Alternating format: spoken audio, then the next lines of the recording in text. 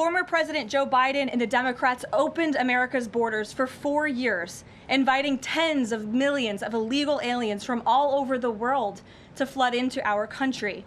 Among them, violent criminals who terrorized American communities and have inflicted devastating, permanent pain and harm on law-abiding Americans and their families. Yet we never saw outrage from Democrats or their allies in the liberal media over these horrifying crimes against U.S. citizens. The pain of American angel families was ignored and dismissed because it undermined the Democrat narrative. 7 of the top 10 safest cities in the United States cooperate with ICE. And we've seen historic turnaround in safety in cities that have chosen to cooperate with ICE, that are not just led by Republicans, but also look right here in Washington, D.C. I will say, though, I do hear that people in Minneapolis are excited that Bovino is leaving and Homan is coming in.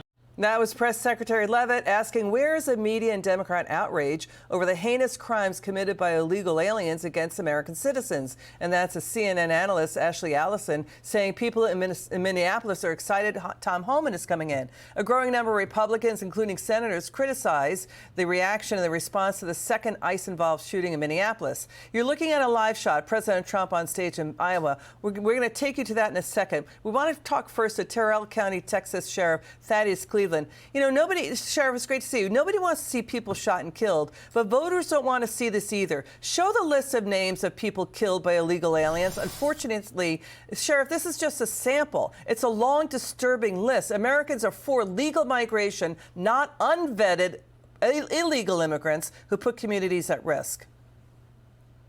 Hi, Liz. Great to be on with you. And unfortunately, that list is very much larger. You know, we just started paying attention to these American citizens that died at the hands of illegal aliens in the past few years. What about the many years before that? Definitely something that we don't like to see. And even how about those that died here on the U.S.-Mexico border that were being trafficked by their own smugglers from Mexico? That's something that we experienced in our county. And again, regardless if it's an American citizen, if it's a Mexican citizen, a good guy or bad guy, we don't want to see anybody die, Liz. Okay, you know, President Trump said Secretary Noem of DHS is not going anywhere, staying in their job. What do you make of the Democrats' attacks on Kristi Noem? Well, Liz, I think definitely the president wants to ratchet the pressure there in Minneapolis down. That's why he brought in Tom Homan. And of course, the secretary, she's been in charge of those operations. You know, I think we do need to get back to the way we've always conducted operations. Look, back during my career as U.S. Border Patrol agent under Democrat and Republican administrations, ICE, the former Immigration Naturalization Service, we carried out these operations.